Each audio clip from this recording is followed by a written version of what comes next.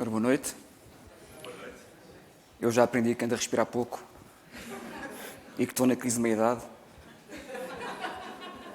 e que ouvi muitas noites música aos altos berros no Alcantramar, por isso é que também ouço mal.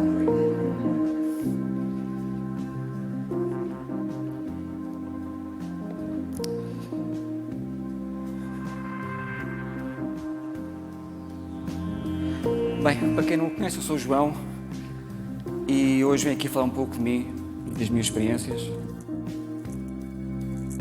Sou uma pessoa perfeitamente normal, um homem normal, e também tenho os meus hábitos, os meus costumes, as minhas rotinas.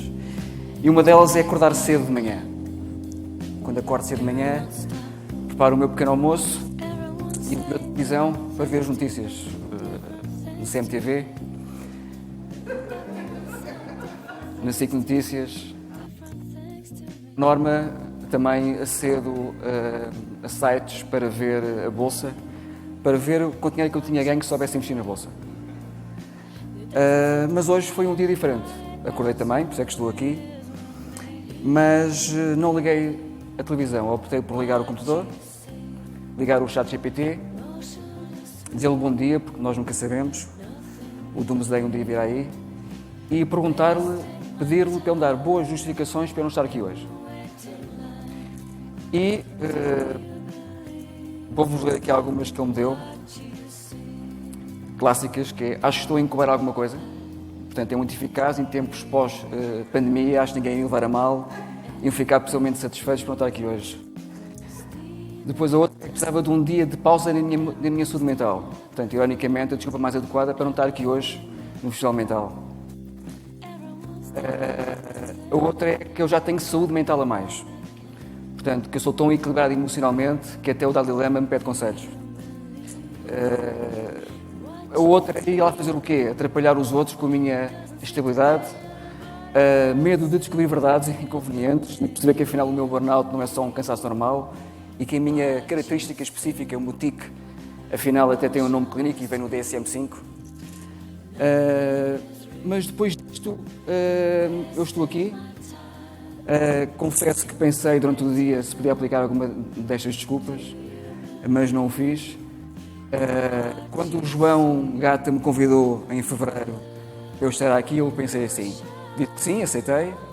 Estamos em fevereiro, não é, João? Estamos em fevereiro. Eu pensei, João, tens tempo, isto é em maio.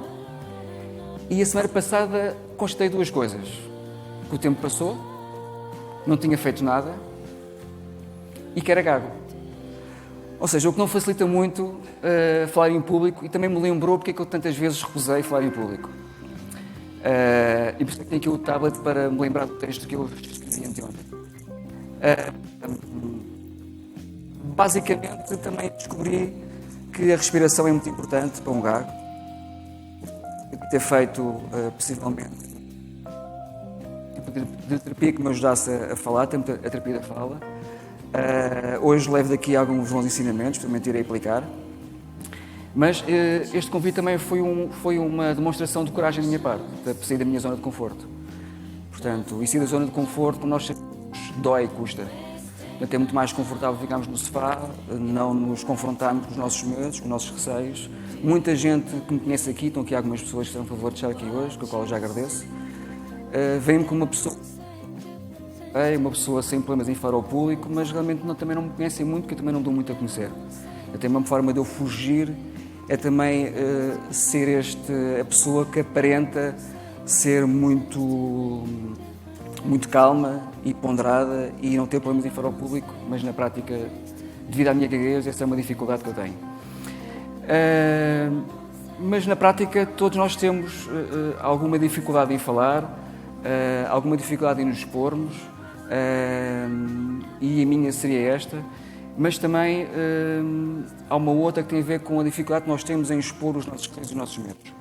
Portanto, em dizermos aos outros que não estamos bem, em procurarmos ajuda.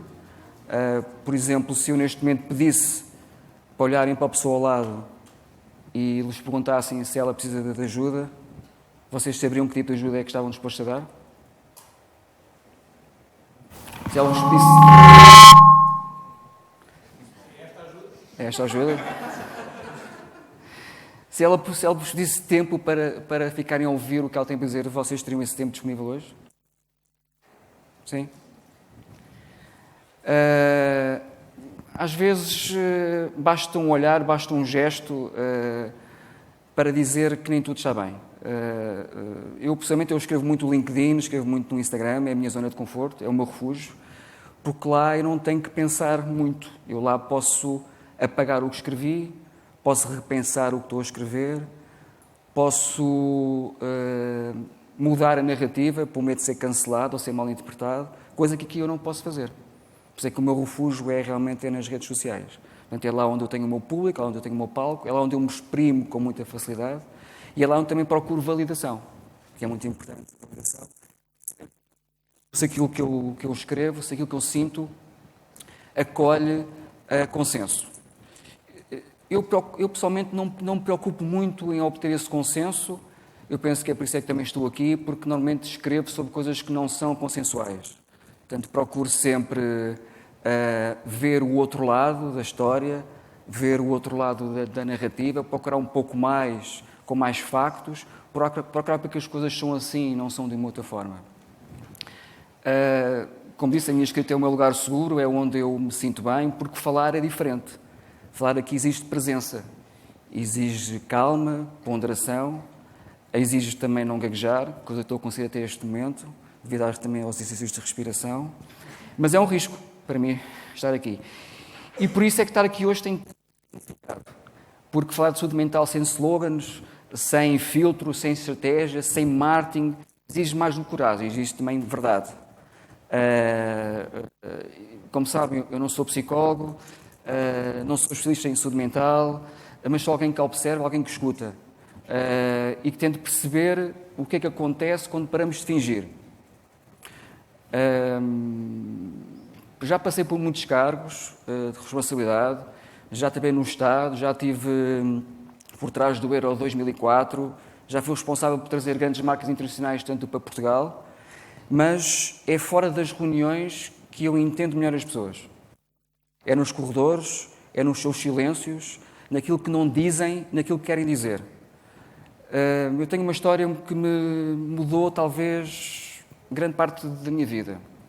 Passou-se há uns anos, eu entrei no sítio onde eu trabalhava e estava uma colega sentada na sala dela, a olhar para o ecrã, parada, e eu perguntei se ela estava bem e ela respondeu-me que sim, que era só mais um dia mau, mas que amanhã estaria melhor.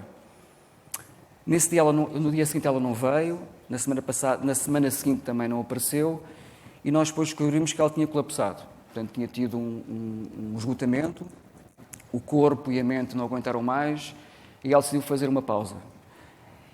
E aquilo se calhar marcou mais a mim do que marcou a ela, porque eu tinha estado com ela nesse dia e na ânsia de fazer o que eu tinha para fazer, não tive o tempo nem a preocupação de ter a calma de perguntar o que é que ela precisava. Que eu estava ali, podia ajudá-la, que eu estava pronto para escutar. E isso, mais uma vez, marcou mais a mim do que ela, possivelmente. Porque foi nessa altura que eu percebi que muitas vezes nós precisamos é alguém que tenha tempo para nos ouvir. Alguém que perca tempo para nos escutar, para se preocupar connosco, para saber como é que estamos, o que é que precisamos. Essas pessoas só precisam de tempo para serem ouvidas. E quando não sabemos nomear o que sentimos, repetimos o que ouvimos. Aquelas chamadas frases feitas. Eu tinha aqui algumas, aquelas máximas que nos ensinaram a dizer quando éramos mais novos. Com uma ansiedade não é sintoma má, obriga-te a estar sempre atento. Talvez. Mas estar sempre atento porque o corpo em modo alarme não é atenção. É exaustão com um nome bonito. Hoje em dia toda a gente tem depressão. No meu tempo chamava-se tristeza. No meu tempo também havia depressão, só que não havia espaço para chamar pelo correto nome. O psicólogo é para quem não tem amigos. E quantos amigos são capazes de nos confrontar com aquilo que evitamos há anos? Porque eu sei que é um desconforto imenso ir a um psicólogo. Eu, durante muito tempo, lutei contra essa crescente vontade e necessidade, porque o psicólogo obrigou-me a ser confrontado com aquilo que eu não queria. E isso dói, é doloroso. O amigo, por norma, pacifica-nos a alma, e vai ao encontro daquilo que nós desejamos. E isso não é terapia, isso é amizade. Quem quer mesmo morrer não avisa. A maior parte das pessoas que avisa quer viver. Não sabe como. E é preciso que alguém acredite nelas antes que a gente os julgue. Eu sei que são frases, não são mantras, mas são espelhos da alma e são frases ditas vezes sem conta e que marcam gerações. E às vezes aprendi a mexer demais disso. Lembro-me de ouvir estas frases sobre a depressão. Eu tive uma pessoa muito próxima que durante muitos anos viveu uma depressão e eu não soube ajudá-la como hoje certamente o saberia fazer. Porque não nos ensinam o que é viver com uma pessoa com depressão. Eu não tinha o know-how nem a capacidade intelectual para poder ajudá-la e muitas vezes julguei-a de uma forma errada, como estas frases aqui representam. Portanto, dizia-lhe, não penses mais nisso, porque é que tu estás assim, se a vida te corre bem? Tínhamos conforto financeiro, uma estabilidade, uma família. Qual era o motivo da pessoa sentir-se assim? E muitas vezes é isso que nos falta, alguma empatia, algum conhecimento, capacidade de escuta e de ajuda.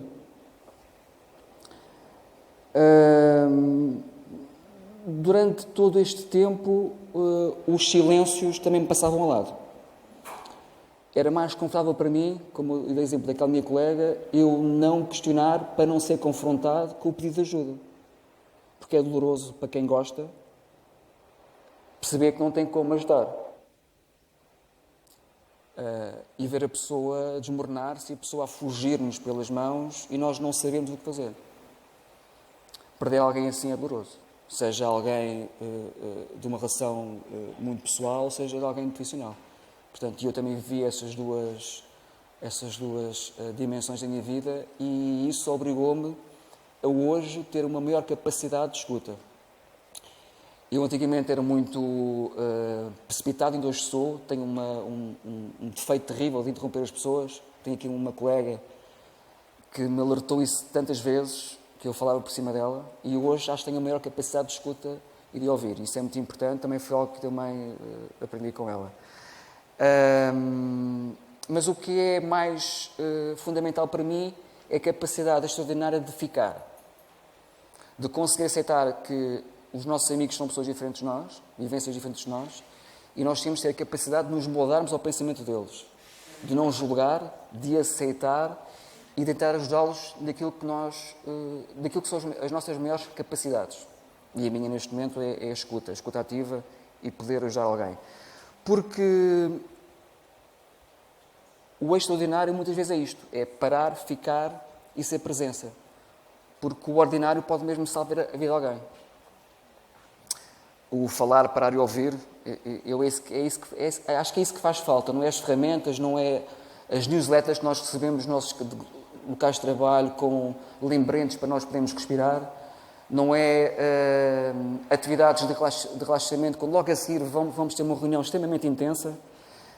Eu penso que mesmo na parte empresarial é necessário uma maior intervenção psicológica. As empresas vão ter a capacidade de ter equipas de psicólogos a apoiar os colaboradores em todos os seus tempos de vida.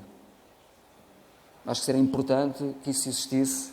Não é só os psicólogos no seu contexto profissional normal, de avaliação de desempenho ou de recursos humanos. Um psicólogo que tivesse a capacidade de estar ali simplesmente para ouvir as pessoas que necessitassem daquela ajuda naquele momento. Por isso eu hoje não trago respostas, portanto, trouxe esta pausa, portanto, uma história. Muitas vezes nós vivemos a pressa de queremos ouvir o sofrimento, vivemos na pressa de ver todos os dias, e saúde mental hoje tornou-se uma linguagem quase pública e quase obrigatória. É os hashtags da vida, é a obrigatoriedade de sentirmos-nos felizes, de sentirmos bem, e é quase mais fácil eu ter uma justificação para não ir a algum sítio se tiver um problema físico do que se tiver um problema mental. Ou uma indisposição, ou me sentir mal. Portanto, é muito mais fácil, em certos empregos, não no meu, graças a Deus, eu ter a justificação de não ir trabalhar se tiver uma dor, do que disser que eu hoje não me sinto bem, eu hoje não estou capaz, eu hoje não consigo. E é importante nós termos essa disciplina mental, nós percebermos que nem sempre estamos bem, e não há problema nenhum nisso, que nem sempre conseguimos, e isso é normal, e que nem sempre temos a capacidade de ajudar e ser ajudados. E reconhecer que precisamos ser ajudados também é muito importante. Portanto, não é que falte recursos, eu penso que falta é tempo e franqueza. A franqueza de nós mostrarmos as nossas fragilidades, isso não é um sinal de fraqueza, é um sinal de riqueza, é um sinal de crescimento humano, é um sinal de força. Dizer, eu não consigo, eu não sei, mas quero aprender. Quero que me ensinem, quero que me ajudem. A saúde mental não precisa de soluções rápidas, precisa de presença, precisa de humanidade, de conversas que comecem sem saber quando acabam. Não sei se... Eu tenho muitas saudades, falou-se há bocadinho sobre a infância, sobre aquilo que nós perdemos, sobre a necessidade de estarmos... A nossa pegada digital cada vez é maior, a necessidade de estarmos sempre ligados, conectados, saber as notícias. Eu tenho muitas saudades de ser criança, de sair de casa às 9 da manhã e chegar a casa às 5 da tarde, jogar futebol o dia todo com os meus amigos e não ver esta constante vigilância que nós hoje estamos sujeitos. As crianças hoje... Eu sou da década de 70 e acho que vivi talvez dos melhores períodos que se possa ter vivido. Possivelmente nos anos 80 também, mas, e nos anos 90, possivelmente também que há pessoas dos anos 90, seguramente. Sim.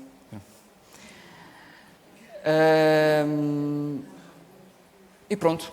Obrigado e agradeço a vossa disponibilidade.